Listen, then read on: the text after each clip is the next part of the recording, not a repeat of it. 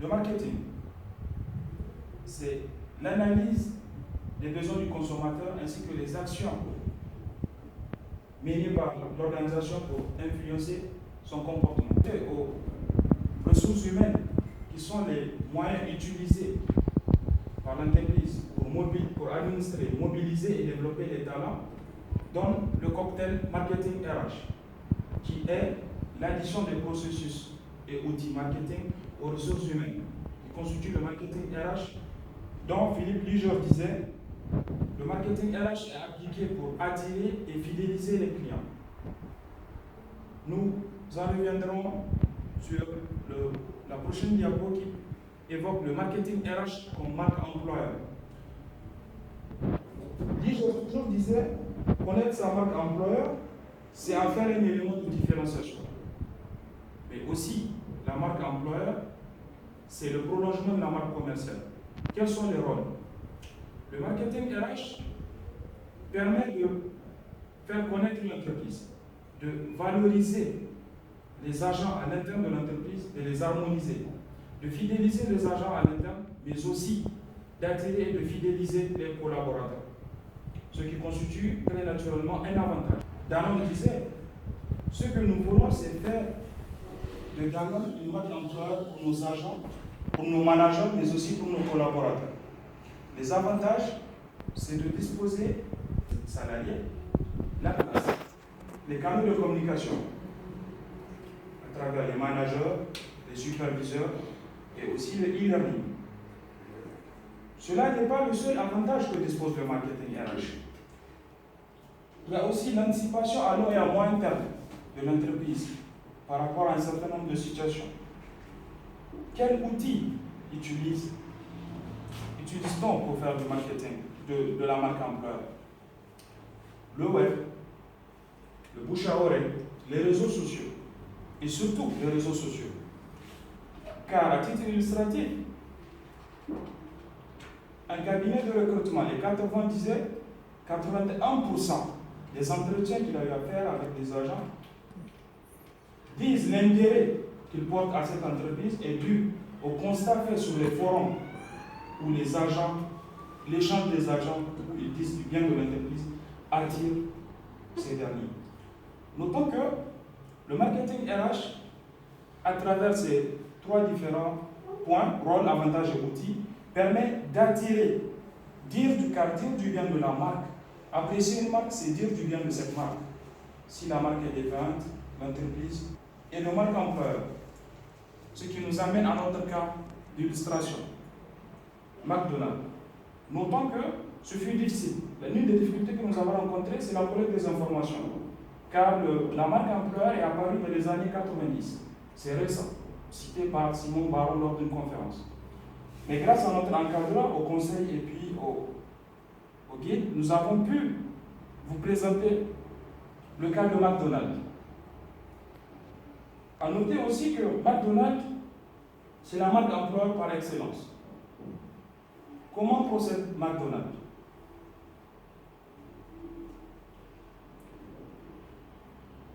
Ce schéma qui suit va un peu expliciter l'intérêt que porte McDonald's par rapport à la marque employeur. McDonald's a marié les mères pour qu'ils puissent bien faire leur travail. McDonald's investit dans les talents en 2003, McDonald's lança la campagne I'm Loving It. Il consiste à écouter les clients, car chez McDonald's, les clients, c'est les managers. Un constat mal fait sur un produit à McDonald's pousse les managers de McDonald's à remettre la question sur la table. Chez McDonald's, le diplôme est important, mais ce n'est pas une nécessité. Le changement de logo de McDonald's allait avoir des répercussions sur les consommateurs, chose qui ne fut pas faite car McDonald's a une marque employeur forte. L'ensemble de ces outils appliqués pour investir au niveau des talents, le constat qui s'ensuit, c'est la satisfaction des employés. Des employés satisfaits, c'est une entreprise qui donne une bonne image, une image meilleure. Des employés satisfaits les actions se répercutent sur les clients. Un client qui est fidèle parle de la marque. Parler d'une marque à l'international ou à travers les différents outils marketing, mais aussi les cadres. Voilà en un mot l'illustration que nous avons à vous présenter. Qu'est-ce qu'il faut retenir de notre travail? Le marketing RH est une conjugaison mixte, oui, une nécessité, car le marketing RH permet de valoriser les agents à l'interne, de les mobiliser au travail, et ceci constitue un avantage. Un avantage car cela joue un rôle, un impact, cela a un impact sur l'image à travers les médias. Prenons le cas de Google, le cas de Samsung. Tous, c'est des marques, ils utilisent, c'est des employeurs d'excellence. La marque employeur chez ces deux sociétés conduit à une réputation forte. Cas aussi chez McDonald's. L'apport, c'est des outils de performance, des avantages, des outils innovants.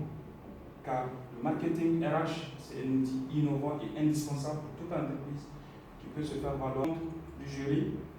L'addition du marketing et des ressources humaines donne naissance au cocktail marketing RH, dont l'application sur nos entreprises leur permet de donner une image de valeur, une marque indispensable, une marque employeur indispensable pour le développement de toutes les sociétés.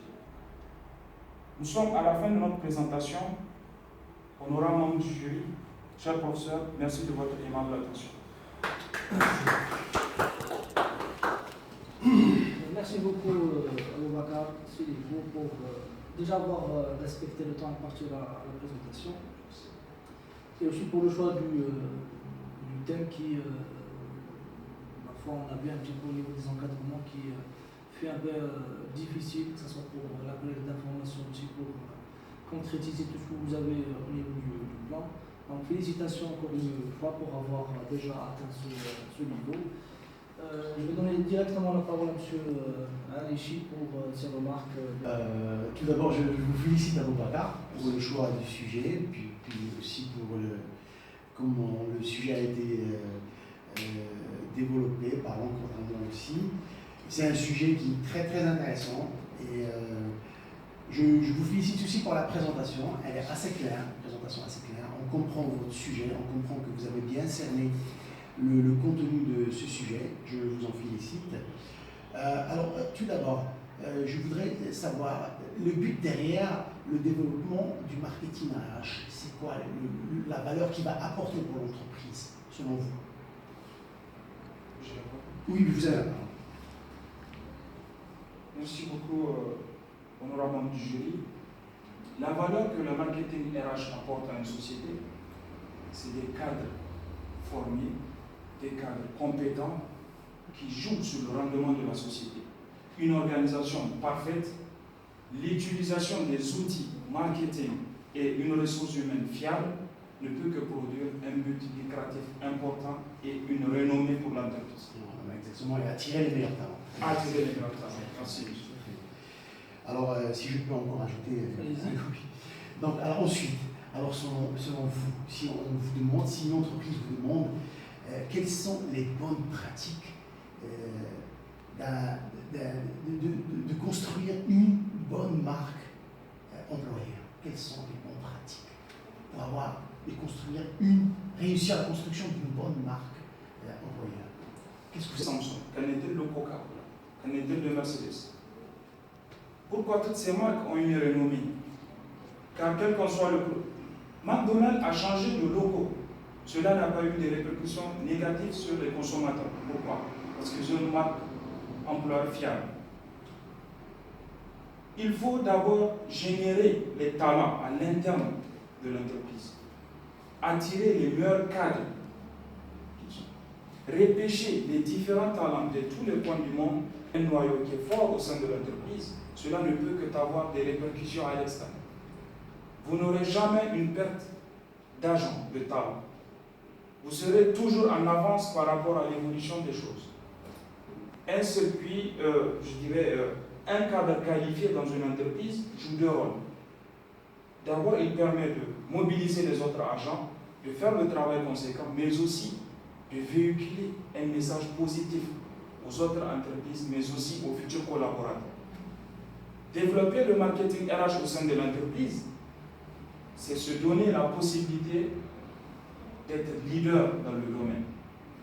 J'ai cité toutes ces marques, c'est pour dire mobiliser les agents à l'interne, les fidéliser, c'est attirer plus de collaborateurs et avoir une marque employeur très importante. Cette marque employeur, vous avez parlé de la e-réputation. E-réputation, l'activité. Alors, vous pouvez dire un mot sur cette e-réputation? La e-réputation, c'est la réputation en ligne. Aujourd'hui, à travers les forums, certaines entreprises, les agents de certaines entreprises discutent, disent du bien de l'entreprise. Car aujourd'hui, si je suis un candidat éventuel pour Samsung et qu'à travers la ligne, les médias, on parle de Samsung, je ne peux que m'intéresser à cette dernière. Mais quand sur la ligne, on parle du malfait d'une autre entreprise, je ne peux m'y intéresser. Car on dit, ce sont les choses qui se passent à l'interne qui influencent l'externe. Voilà les mots, ce que je peux dire de la e-réputation.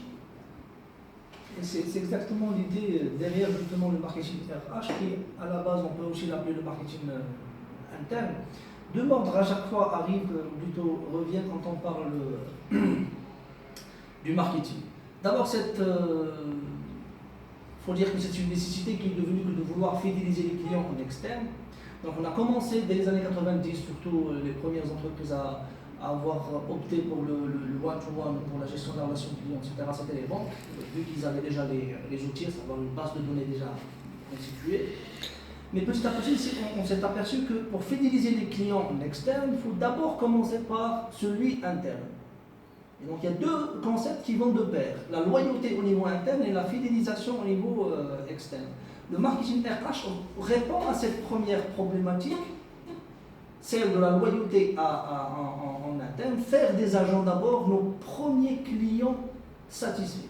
Et c'est eux qui vont pouvoir refléter l'image et la culture de l'entreprise au niveau externe, ce qui va avoir une répercussion à la fois sur la possibilité d'attirer, comme M. Arechi l'a bien précisé, les meilleurs talents, constituer un capital marque important via ce que vous avez évoqué comme moyen, etc., mais surtout devenir les premiers ambassadeurs de la marque au niveau externe. Vous avez un dernier mot à dire? Je ne peux que remercier mon très cher encadrant pour la patience et surtout les conseils qu'il a eu à donner durant ce travail. C'est tout ce que j'ai à dire. Merci. Merci à vous. Vous pouvez nous donner 2 minutes pour la délibération.